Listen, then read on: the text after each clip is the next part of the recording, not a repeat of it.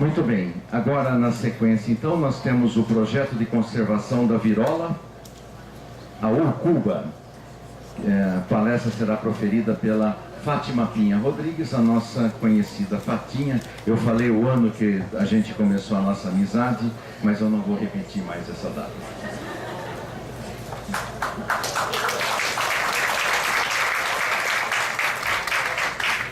Juliana, você pode pedalar ali? Em primeiro lugar, muito obrigada. Quem está controlando o tempo? Ruth, você? Ah, tá. Você me avisa, né? Sabe como é que é, né? São 30 minutos? Ah, então tem que correr a apresentação. Bem, pessoal, vocês devem estar se perguntando por que a gente está aqui para falar de uma espécie, a virola ou curuba, da região amazônica. Na realidade, a gente vem aqui para mostrar ou para tentar falar um pouco para vocês sobre o trabalho de conservação de uma espécie que tem muito a ver com o que está sendo discutido agora.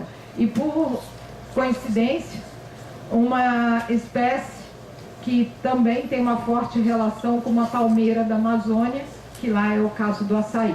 E vocês vão sentir o quão as coisas são parecidas. Então é muito importante a gente ver o que a gente tem lá, o que a gente está aprendendo, para que a gente possa aplicar também aqui no nosso dia a dia, no nosso trabalho e essa experiência. O nosso trabalho é com uma espécie, a Urcuba virola surinamensis, a qual é vizinha, amiga, irmã da virola bicuíba, que é a bicuíba que ocorre na Mata Atlântica. Eu não sei se todo mundo conhece a bicuíba da Mata Atlântica, e nós estamos trabalhando com a Urcuba ou virola surinamensis da região amazônica. Então eu vou falar um pouco desses 5 passos para vocês. Ok, muito obrigada. Esses 5 passos para vocês que vão ajudar a gente a entender o que a gente vai falar, o que a gente vai explicar nesse meio tempo. Tá ligado, Júlio? Ah, tá bom. Bom, pode continuar. Quero apresentar a vocês quem é quem do projeto, tá? E a região que a gente está trabalhando. Nós trabalhamos aqui, nosso centro de trabalho é em Belém, e nós estamos trabalhando com 4 grandes cooperativas produtoras de açaí. Praticamente boa parte do açaí consumido no estado do Rio de Janeiro e no estado de São Paulo provém dessas 4 cooperativas, ou de 3 cooperativas que a gente está trabalhando. Historicamente, essas cooperativas eram formadas por agricultores, madeireiros, principalmente madeireiros, que trabalhavam na extração da Urcuba, a virola, e que na década de 90, no finalzinho da década de 90, em 1998, com a proibição do corte da Urcuba, que foi a primeira luta, a primeira vitória que nós tivemos em relação à conservação da Urcuba, pela primeira vez nós conseguimos proibir esse corte. Com a proibição desse corte, o que aconteceu? As pessoas não tinham mais atividade, era muito mais difícil de se trabalhar com essa madeira. O que eles passaram a fazer? Nesse momento começou a crescer o cultivo do açaí. Então as áreas de várzea passaram a ser cultivadas com açaí. Foi o grande boom da indústria de açaí na região amazônica. Foi após desse período. Houve o declínio da produção madeireira de Urcuba e o crescimento do açaí. Hoje em dia nós dizemos, a espécie Urcuba continua ameaçada, porém a grande ameaça dela, além da extração madeireira, a mais grave é o açaí. O monocultivo do açaí. Vocês vão entender já já por quê. Essas são as nossas cooperativas com quem a gente trabalha. A gente está trabalhando sob o apoio da Natura, somos a UFSCar, temos uma ONG, a Asflora, que nos apoia, e aqui a parceria do Instituto Florestal de São Paulo, nosso parceiro no projeto. As cooperativas que nós estamos trabalhando, nós trabalhamos com o movimento das mulheres da Ilha de Belém, por causa da questão, principalmente a questão de gênero. A cooperativa CART em Cametá, grande produtora, a segunda maior produtora de açaí do Pará. A cooperativa Caipim, a primeira produtora de açaí na região, e a Cofruta, que é a grande campeã ao concurso de produção de açaí na região, que fica em Abaetetuba. São 4 cooperativas. Vou mostrar um pouco a história da Ucuúba para vocês entenderem como é que as coisas se deram, tá? Conhecendo um pouco a nossa Ucuúba, ela ocorre em toda a região mais tropical, tá? Vai até a América Central, a região da América Central, e toda a América, que toda essa parte da Amazônia latino-americana. Toda essa região, no Brasil, ela ocorre principalmente ao longo do rio Amazonas, em todos os seus afluentes, desde as ilhas, da região das ilhas de Belém, até aqui a sua voz, indo até os outros países, ocorrendo ao longo das áreas de várzea. Próximo. Ela ocorre tipicamente em áreas alagáveis, que são os igapós, as várzeas baixas e as várzeas altas. E ela ocorre sempre com várias outras espécies altamente comerciáveis. E aqui eu quero destacar as 3 principais parceiras, para mostrar para vocês o grande potencial. O fato dela ocorrer naturalmente, a Ucuúba, junto com a andiroba, junto com o açaí, isso é ao mesmo tempo a ecologia dessa espécie, e ao mesmo tempo nos indicou o grande potencial que a gente tem de trabalhar com multiprodutos ou multiespécies para manter a diversidade da floresta e aquilo que o companheiro falou na apresentação anterior, a sustentabilidade desse sistema produtivo em área de várzea. Próximo. O açaí aqui, o meu destaque em relação ao açaí, para lembrar vocês que ao mesmo tempo que o açaí é o grande parceiro da Ucuúba, ele é atualmente o grande inimigo, o grande perigo que ela tem na região amazônica. A Ucuúba é essa grande árvore, geralmente ela tem grandes diâmetros, raízes tabulares, o que permitem que ela fique na região de várzea e não sofra com os problemas de alagamento.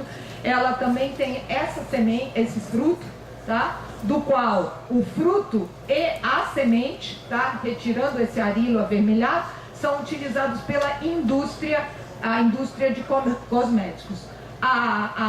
Ela é dioica, tem uma planta macho e uma planta fêmea. Próximo. Ela é uma espécie com valor comercial fantástico.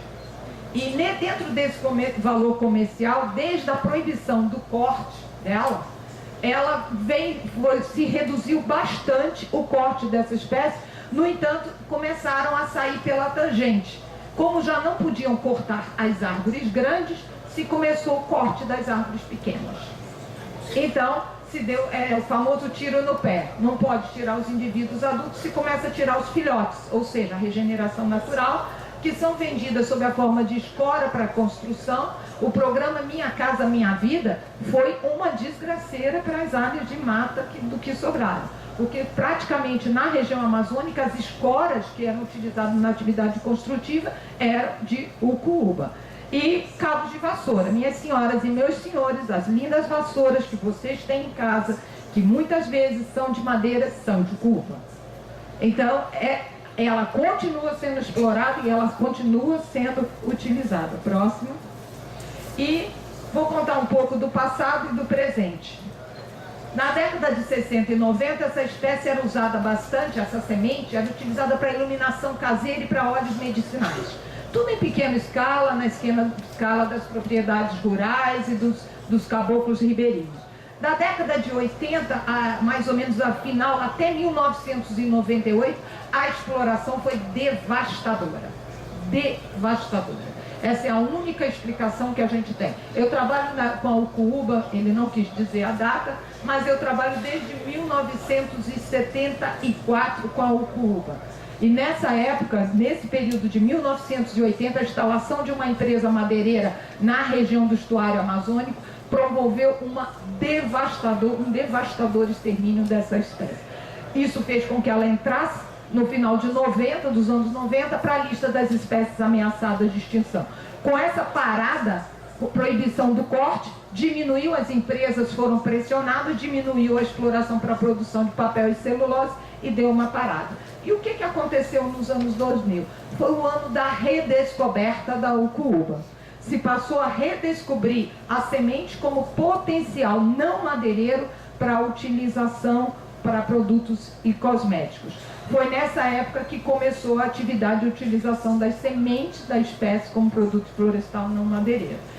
Nós tivemos então, aqui é uma foto dos cabos de vassoura. Atualmente, a gente tem levantado os dados, a gente levantou os dados sobre a utilização dessa madeira, estão sendo vendidas, estou falando atualmente, eu estou falando mês passado, tá? Não estou falando estou falando mês passado, se vendia a dúzia da escora de ucuúba por R$25.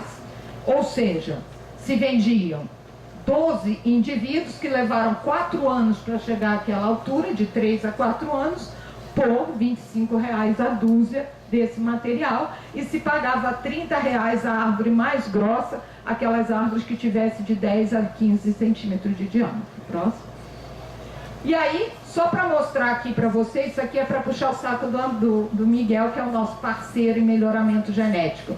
Só para mostrar para vocês, o eucalipto com programa de melhoramento genético, ele passou de 20 metros cúbicos até quase 40, 60 metros cúbicos atualmente.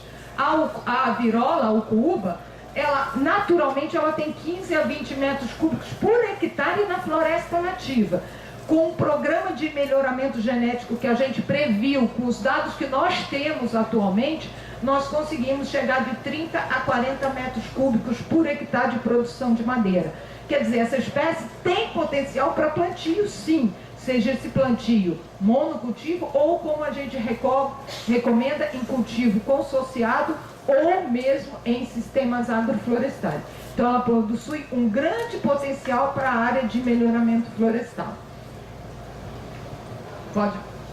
E o último, a virola sementes, nós conseguimos de 30 a 50 quilos por árvore por ano. Nós estamos conseguindo em algumas regiões, não são todas as regiões, a R$1,50 o quilo. Nossa dúvida é quanto que nós vamos poder trabalhar com isso e de quanto nós vamos poder tirar dessa semente sem afetar a regeneração natural e o estabelecimento dessa semente. Esse é o nosso grande questão. E para trabalhar isso, nós estamos trabalhando em parceria com a Natura, que lançou uma linha, a linha Ecos Ucuúba, que foi lançada realmente. E esse lançamento ele foi antecipado por todo um programa de pesquisa para poder prever a capacidade de produção ou o potencial produtivo da espécie. E a nossa questão, o que a gente espera desse futuro utilizando esse produto florestal não madeireiro? E o que nós podemos aprender com esse passado que nós temos de material que nós temos atualmente, de estudo? Mostrando para vocês um pouco. Esse trabalho foi todo precedido por estudos realizados na sua primeira fase, que foi de 89 a 1994, que nós tivemos estudos de agroecologia, sobre ecologia das espécies, genética, quantitativa, que precederam todo esse trabalho que a gente tem agora. Nesse trabalho nós identificamos que a espécie era dioica, até aquele momento não se sabia que era uma espécie dioica, macho e fêmea. A partir disso nós descobrimos que as plantas macho tinham flores belíssimas, que se via lá embaixo, e aí o madeireiro era, pelos planos de manejo, informado o seguinte: você tem que deixar 6 árvores produzindo flor por hectare, seguindo o plano de manejo. Eles olhavam, viam a flor, essa é a árvore que eu vou deixar. Olhava outra, essa é a árvore que eu vou deixar. Mas aí nós descobrimos que a fêmea tinha flores extremamente pequenas e você não conseguia ver a flor da fêmea lá de baixo. Ou seja, cortava-se, se fazia uma seleção e quem era cortada era a fêmea. Então se levava as fêmeas embora e até onde a gente sabe, macho não dá semente ainda. Então, o que nós tínhamos é uma falta de produtividade de sementes para recuperar aquelas áreas. Então, a exploração também causou esse impacto nas suas populações naturais. E aí, outra grande descoberta foi de que a polinização, ou seja, o cruzamento da espécie, se dava basicamente por pequenos insetos de curta distância. E a ucuúba ocorria naturalmente a curtas distâncias, árvores uma próxima da outra. E o polinizador ia visitando as árvores que ocorriam próximas. Quando você explora e aumenta essa distância, fragmenta a população e separa a população, o polinizador já não consegue mais fazer direito o trabalho dele de cruzar o macho com a fêmea. que as aves ainda não andam, né? Então, o polinizador tinha que cruzar todo mundo e isso começou a restringir o cruzamento das espécies. E aí, os estudos também demonstraram a questão da dispersão das sementes. A dispersão das sementes é feita basicamente pela água, tá? A água é o grande dispersor na região amazônica, ela é levada em grandes quantidades pela água e ela tem uma adaptação, sua semente é adaptada, porque esse tempo que ela passa na água, isso lava substâncias que inibem a germinação dela. E com isso ela consegue germinar mais rápido, quer dizer, uma adaptação perfeita da natureza a um dos veículos, mas não apenas esse. Nós tínhamos o tucano, que era o grande dispersor. Ele não era o único. Há outras aves que também são dispersoras. E essas aves, como o colega falou, companheiros, a semente é grande. Então, como acontece com a Jussara, eram aves grandes que dispersavam essas sementes. Com a retirada da madeira, com o corte da madeira, com o crescimento das populações na Amazônia, essa ave começou a sumir da área. Então nós tivemos o grande dispersor, o tucano, que levava a grandes distâncias a sua semente, desaparecendo da mata. Desaparece o tucano, desaparece a ida das sementes de um lugar para o outro, ou seja, um material genético que ia de uma população para outra começou a não ir de uma população para outra. Então vocês começam a sentir os impactos da exploração. Nesse período, ainda nessa primeira fase, certos de que as ucubas, as virolas que sobraram, não iam sobrar por muito tempo, nós começamos um trabalho em parceria, aliás, tivemos nessa época parceria inclusive da JICA, né? Da JICA, que foi parceira nesse projeto. Nós fizemos uma coleta de sementes da foz do Rio Amazonas, do início, desde a foz até onde ele nasce. Coletamos semente todo o Rio Amazonas e todos os afluentes, embaixo e em cima. Conseguimos todo esse material que foi implantado em 3 bancos genéticos, em 3 áreas, igualzinho, teste de ensaio, progênie, procedência, que é um teste que a gente sabe exatamente cada árvore que está aqui, de onde ela veio, quem é a mãe, onde ela estava e quem são as árvores, que tudo programadinho, sabendo quem era quem, de onde veio, como veio e de que lugar. Instalamos isso em 3 lugares. Em breves, com o apoio de uma empresa madeireira que se tornou a nossa grande parceira. E aí eu faço minhas palavras da Suzana, que às vezes a gente pesquisador, o professor, a gente tem que se despir desse maniqueísmo. Empresa é do mal, universidade é do bem. Não, pessoas mais e do bem tem toda parte. E nesse maniqueísmo nós tivemos, por incrível que pareça, uma empresa nos ajudando nesse projeto de conservação. Porque ela gostou dos nossos olhos azuis? Não. Porque ela viu que ali tinha um potencial fantástico na mão dela. Usou-se o convencimento certo. Olha o potencial madeireiro que essa espécie tem. Você pode plantar e em vez de você ficar cortando a 1.500 quilômetros de distância, você faz um programa de melhoramento genético e em 10 anos você tem material que você ia buscar 1.500.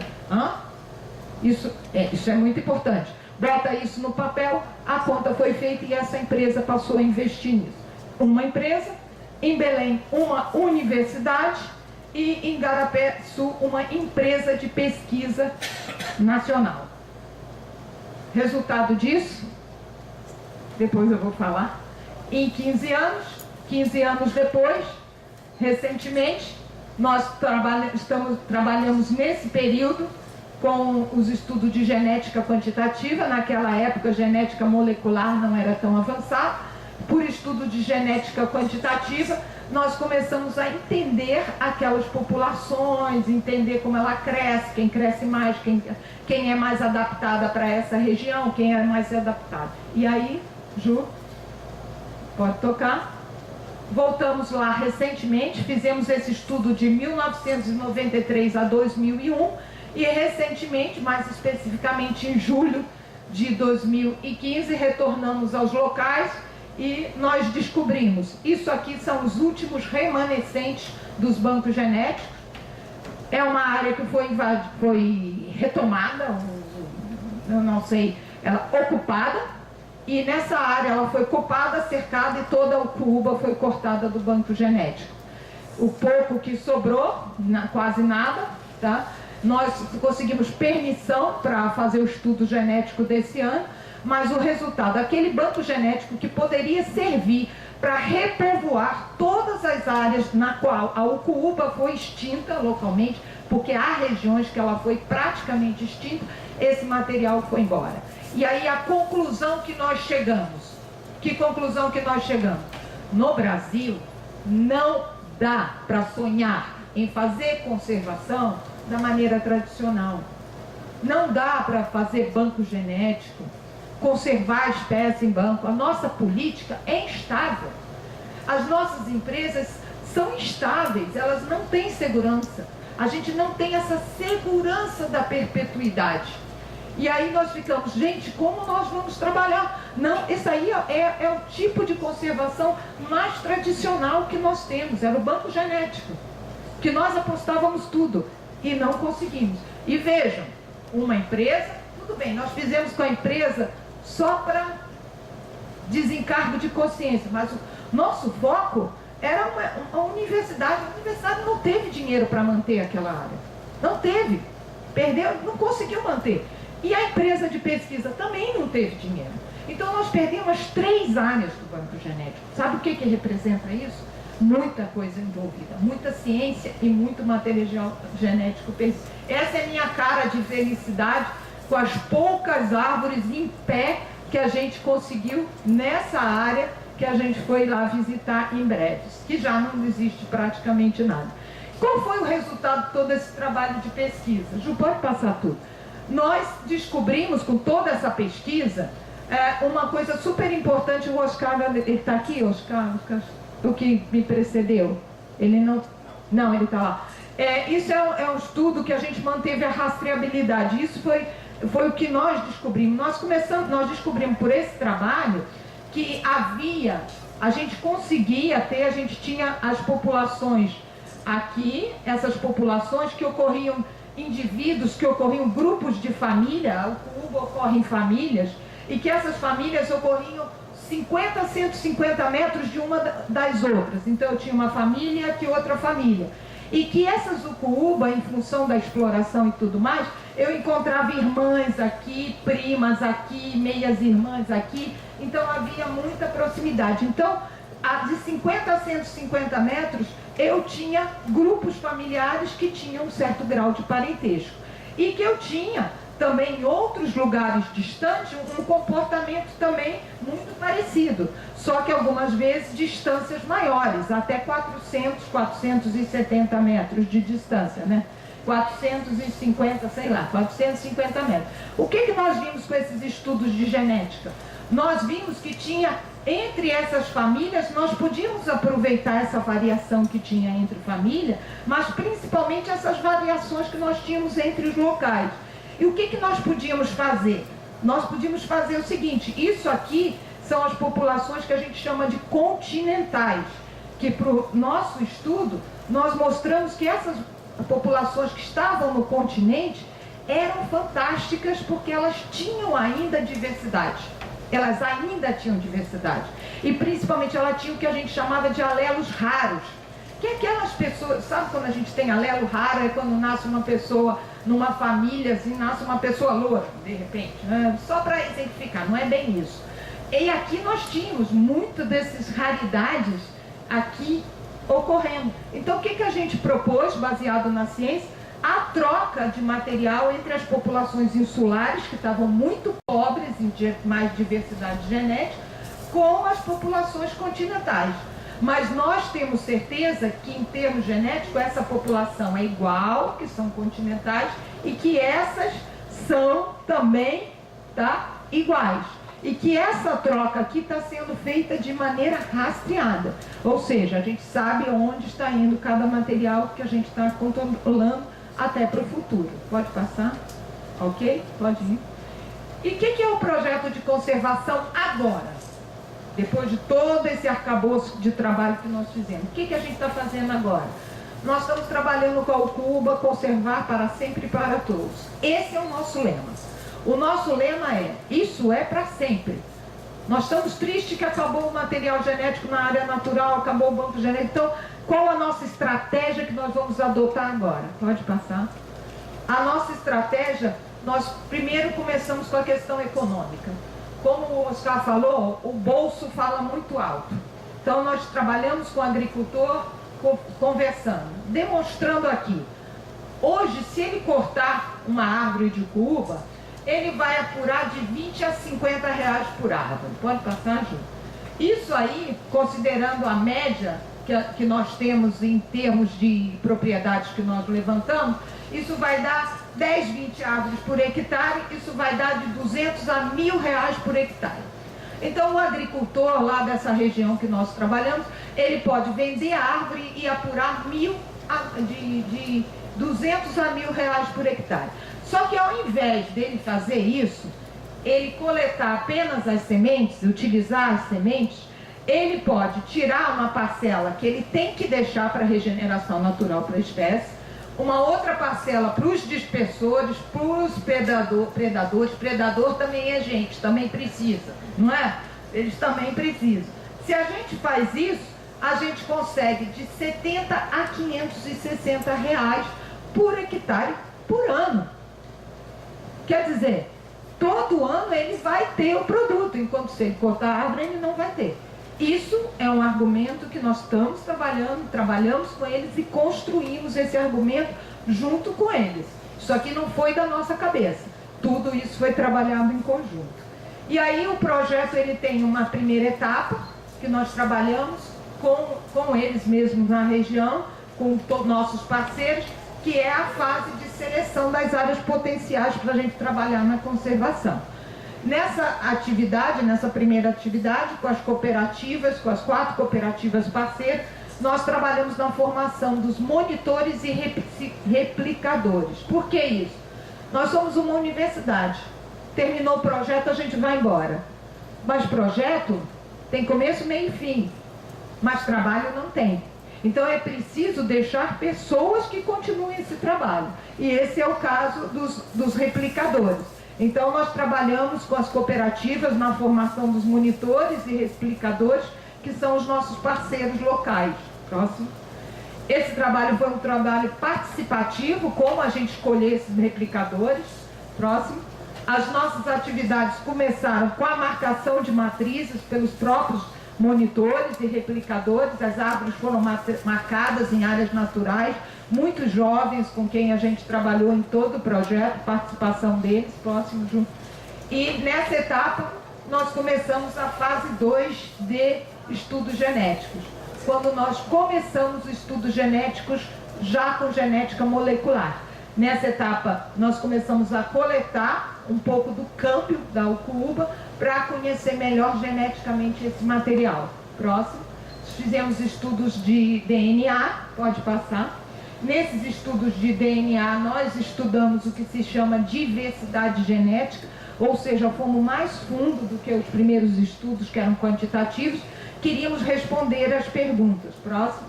E a partir dessa pergunta, é que nós tivemos certeza absoluta que aquela hipótese que nós tínhamos levantado lá em 1994 se confirmava.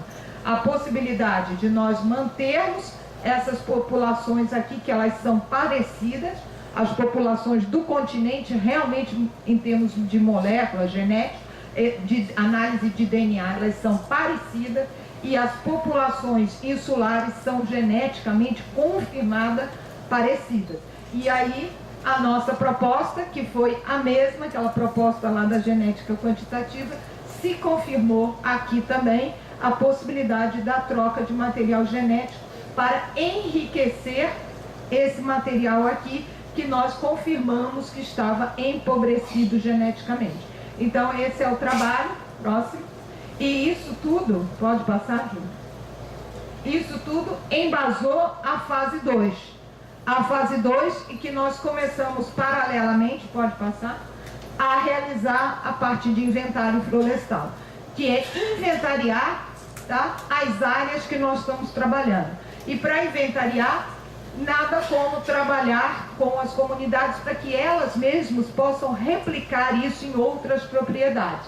Então essa participação, é o curso de inventário, nós desenvolvemos, não sei se todo mundo está vendo aqui, ó, nós usamos equipamentos simples simplésimos, para medir altura, tubos, tudo construído pelo pessoal, para que eles possam ficar com esse material, construir, replicar, e eles mesmos possam continuar fazendo inventário. Toda essa equipe aqui, vários desses jovens são hoje, eles são hoje pessoas aptas a fazer inventário nas áreas de outros proprietários. Aliás, eles já estão fazendo inventário nas áreas de outros proprietários. Então, esse trabalho continua. Próximo.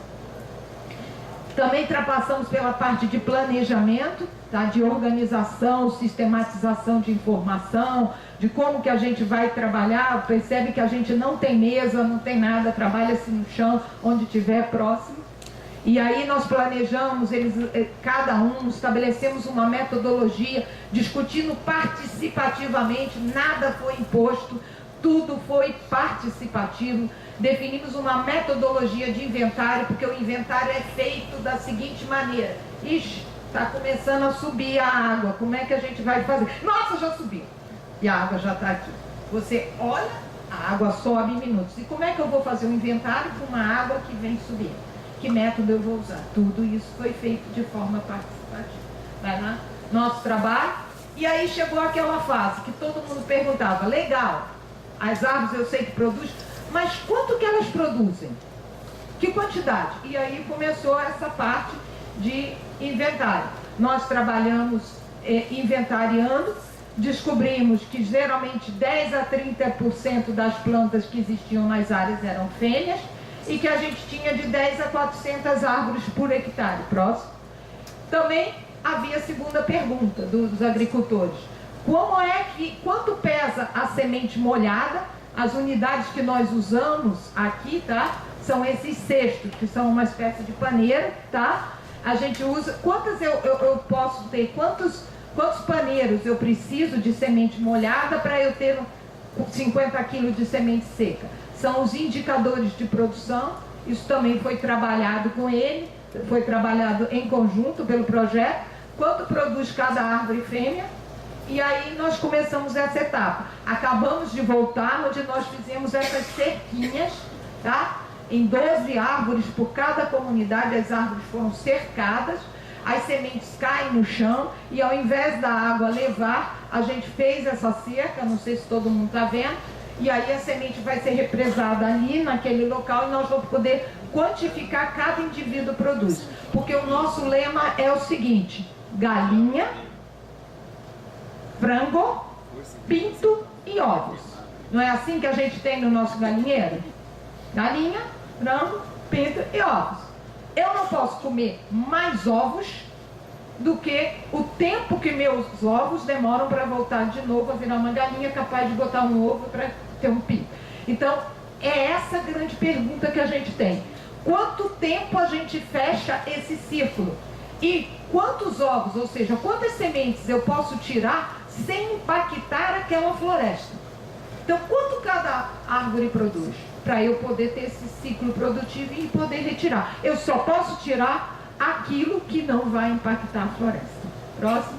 E aí, nessa etapa, nós estamos paralelamente trabalhando na coleta de sementes para a produção de mudas e começamos de verdade a etapa de manejo e conservação. Nessa etapa, pode passar, nós estabelecemos a nossa estratégia de conservação. Vocês viram a nossa tristeza com a conservação em banco genético, a tristeza com a conservação. Eu esqueci de falar uma coisa. Uma das coisas que nós conseguimos naquela primeira fase, tá, foi também a criação de 2 unidades de conservação exclusiva para a proteção da ucuúba. Sabe o que aconteceu com essas unidades de conservação? O pessoal entrou lá e cortou a ucuúba do mesmo jeito. Então, as unidades de conservação. Então, conservação in situ. Unidade de conservação, funcionou? Não funcionou. Conservação ex situ, com banco genético, montando banco genético. Funcionou? Não funcionou. Nossa terceira tentativa, conservação on-farm, que é conservação nas propriedades rurais. Para nós, um proprietário rural que mantenha uma árvore ou produza na sua árvore e tenha árvores de ucuúba ali, ele está contribuindo para a conservação da espécie. Essa é a estratégia que nós adotamos. E essa estratégia, ela passou por várias etapas. Primeira etapa, a fase de oficinas de construindo conhecimento. Por meio de um jogo, o jogo agroflorestal, nós trabalhamos a questão de como poderia ser um sistema agroflorestal em que a Ucuúba pudesse ser inserida, porque cada propriedade é um local onde ela seria conservada. A partir desse jogo, nós partimos então, construímos esse conhecimento de como montar um sistema agroflorestal e começamos a atividade 2, que é a atividade que nós chamamos de oficina de repasse, que é quando todo esse conhecimento adquirido e o conhecimento entre as comunidades é transmitido e trocado. Nessas oficinas de repasse, que foram finalizadas agora em setembro de 2015, nós trabalhamos desde aquela discussão deles, nada é imposto, tudo é o trabalho deles, quais são as principais dificuldades e como superar essas dificuldades. A próxima etapa, discutimos processos, quais são os processos que eles executam, quais são os melhores processos que a gente trabalha e, finalmente, nós chegamos a uma etapa que é a etapa que a gente chama de manejo e conservação e os combinados, que é a grande pergunta. Tudo bem, o que acontece em cada etapa de processo da semente de Ucuúba? Mas o que a gente pode fazer para plantar o Ucuúba de maneira que ela não vá para a extinção?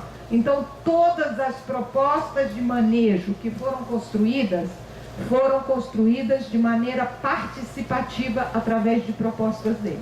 Então, a partir do conhecimento que se distribuiu, o conhecimento que nós trocamos sobre a espécie, se trocou essa informação e se construiu a proposta de manejo florestal sustentável comunitário. Pode passar?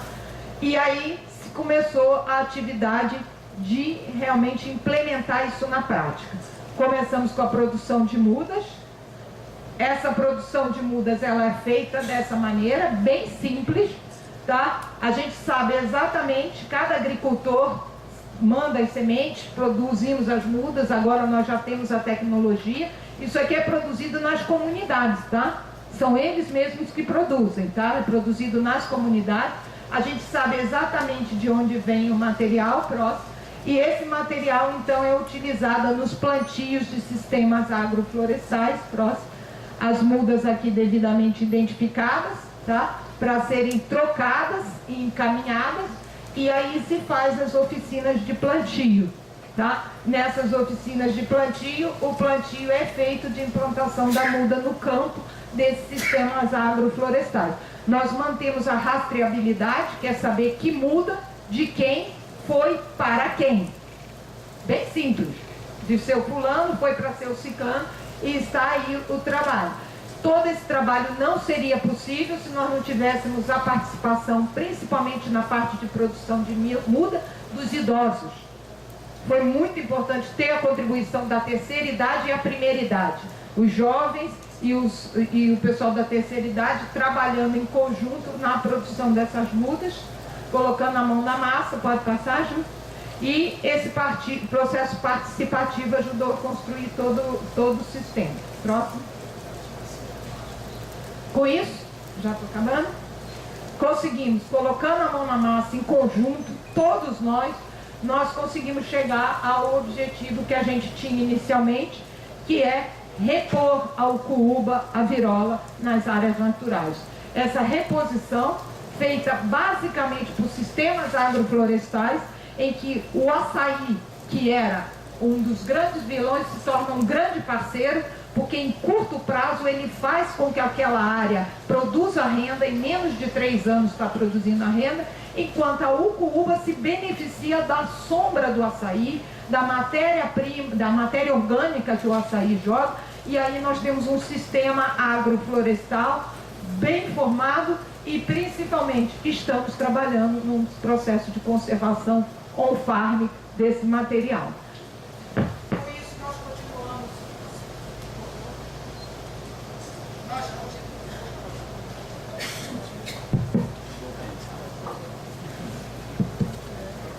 Com isso nós continuamos os estudos genéticos, trabalhamos na parte de reintrodução e nossa base é a agrofloresta. São sistemas agroflorestais de introdução desse material. E agora, o que a gente vai fazer? Próximo. A nossa intenção é continuar essa pesquisa para estudar essa rastreabilidade, saber se essas mudas estão se desenvolvendo bem nesses locais, tá? E dar continuidade à elaboração do manual de boas práticas de manejo, tá? Que é a forma de a gente construir juntos. O último produto que nós vamos produzir agora é o manual de boas práticas, que nada mais é do que a sistematização de todo o conhecimento que nós tivemos em conjunto. Esse manual de boas práticas vai passar por um processo de validação, que é quando a gente retorna ao manual. O manual então é ajustado para ver se realmente cumpre o que eles querem, se aquilo está atendendo as demandas, e aí finalmente a gente fecha essa etapa e a bola está no pé das comunidades. Fica para ele 2 viveiros que eles continuam a trabalhar, a disseminar e a plantar, que eles continuam no trabalho. E essa é a nossa equipe, a quem eu quero agradecer, especialmente. Ivani, fique em pé, por favor. Pessoalmente, eu quero agradecer ao Ivani, que é o nosso coordenador de logística, sem ele nada saía. A Juliana, tá? Pelos estudos de genética, que foram a base para esse trabalho. A nossa equipe e principalmente Miguel, tá ali. Miguel, por favor, pelos estudos de genética quantitativa. E, por favor, Ju, aos grandes merecedores desse trabalho, pode clicar, que sem eles nada disso seria possível. Se não fosse o envolvimento do pessoal da comunidade, a participação deles, nós apenas fizemos ficar, para quem sabe o jargão, a gente ficou lá atrás do barco, apenas corremos, seguindo as direções que ele falava. Vai para bombordo, estibordo, bombordo, estibordo. Nós seguimos as direções. Nada mais que isso. Todo mérito desse trabalho é desse grupo que trabalhou aí. Muito obrigado, estou aberta às pesquisas, às perguntas, tá? Qualquer coisa, estou viciada em pesquisa.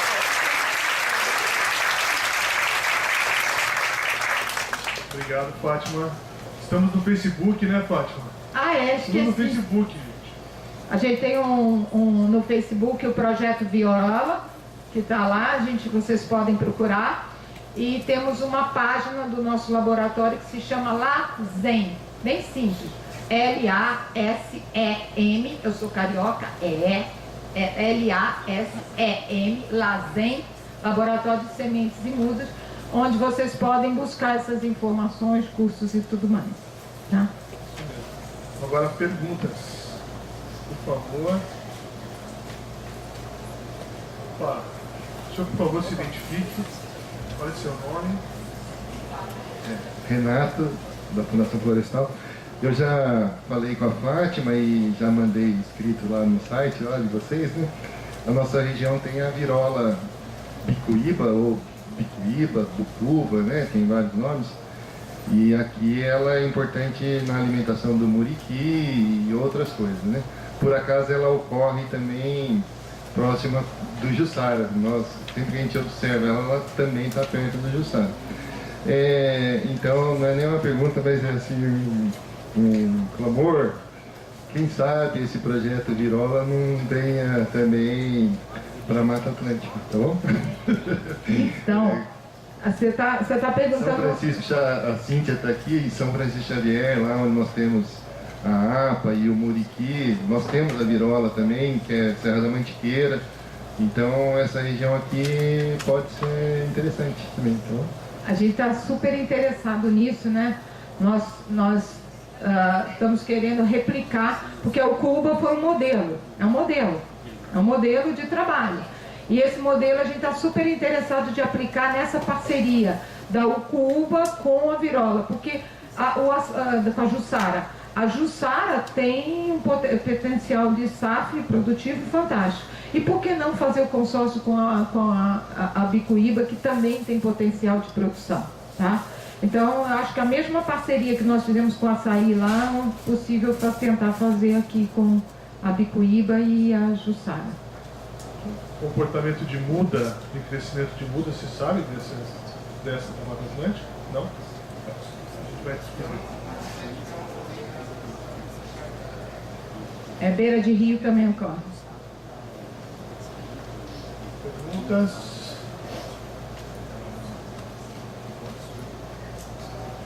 Ninguém está com dúvida? Fátima, você explicou tudo. Tu tá cansado. Opa, vamos lá. Oi, meu nome é Cíntia, eu sou de São Francisco Xavier, e como o Renato falou, sou produtora rural. Duas perguntas. A primeira, no sistema de agroflorestas que vocês estão fazendo, vocês têm, antes do açaí começar a produzir frutos e gerar renda, tem outros produtos alimentícios assim na agrofloresta antes? Sim. E se só a Natura compra a Ucuba para fazer produtos, ou vocês têm mais mercado? Boa pergunta. Primeira coisa, você viu que a gente fez um jogo? O jogo Agrofloresta. Esse jogo a gente tem que tomar vergonha na cara, né, Fernandinha? A gente tem que tomar vergonha na cara e pegar esse jogo e já começar a divulgar com outras pessoas que trabalham com o SAF. É um jogo bem legal e eles constroem o SAF de acordo com a experiência deles e o que eles querem. Então eles podem escrever, eles escrevem o que eles querem. Inclusive as espécies agrícolas que eles utilizam são as espécies que eles mais dominam. Então tudo isso é montado primeiro com jogo, tá? Para construir o SAF, e depois é que eles vão montar no campo esse SAF. Tem geralmente os produtos de interesse dele, e cada comunidade tem seus produtos. Um prefere mandioca, o outro fala assim, eu quero coco. Tudo bem, o que você vai fazer? Eles querem coco, moram na beira da praia, querem produzir coco. Então, há produtos agrícolas, há mandioca, um monte de... Inclusive, algumas espécies, nesse último trabalho foi muito legal, algumas espécies que estão em extinção, frutíferas, que estão em extinção, que eles estão começando a plantar, tá? Também nesse sistema. E a segunda pergunta, mercado, isso foi legal. Embora a Natura tenha sido a propulsora, um projeto ele tem mais chance de pegar quando você tem um motor. Então, as comunidades inicialmente se interessaram porque havia a pressão da Natura, do tipo assim, eu só vou comprar de vocês se vocês realmente tentarem começar a trabalhar nesse projeto. Depois a Natura ficou mais como observador do que como pressão, tá? Isso foi essencial para o projeto decolar. Depois o projeto começou a andar mais ou menos por si só, tá? Essa questão de ter uma empresa ajuda no estabelecimento de um projeto dessa parte. Mas uma coisa que a gente fala o tempo todo na cabeça deles, tá? Mesmo estando presente pessoas da Natura, vocês têm que se lembrar que a empresa que compra de vocês pode hoje comprar e amanhã não. Então, a diversificação da produção é essencial, assim como a diversificação do comprador. A Cofruta tem três compradores, tá? Eles têm 3 compradores, tá?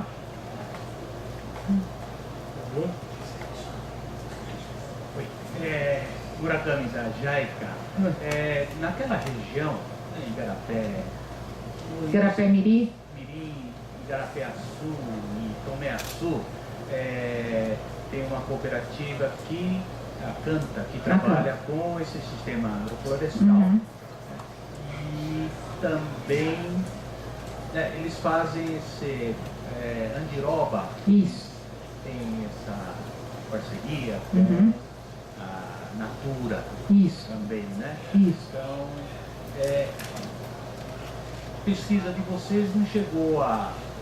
Nós temos um parceiro que é a Asflora, não sei se vocês perceberam que tinha um japonês de cabecinha branca num dos slides, que é o Dr. Takushi Sato.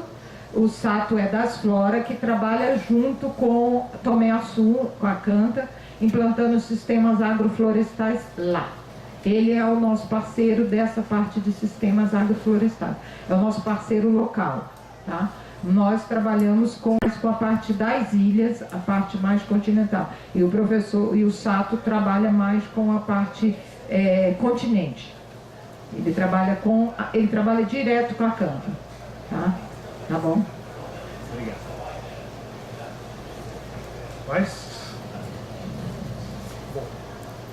Então eu vou agradecer a Fátima, mas antes de finalizar aqui, eu quero passar uma mensagem para vocês. A gente vai finalizar, mas eu peço um favor para vocês. No site do Instituto Florestal tem um sistema de comunicação que vocês podem mandar uma mensagem e indicar qual tema que vocês querem para o próximo ano. De repente tem um tema que seja muito interessante para a gente tocar aqui no Frutos da Mata Atlântica, então a gente pede para vocês colaborarem com a gente também, para a gente formar sempre um seminário melhor. Alô? Vocês me ouviram? Por favor, vocês façam essa gentileza para nós. Fátima, então muito obrigado. Foi muito bom você ter vindo. Você ficou devendo isso daí para nós no ano passado, mas a gente entende que sua netinha nasceu. Netinho, desculpa. Netinha é do Gucci. Então vai sair em casamento aí em breve, eu acho. Gente, então muito bom. Salve de palmas para a doutora Fátima Rodrigues.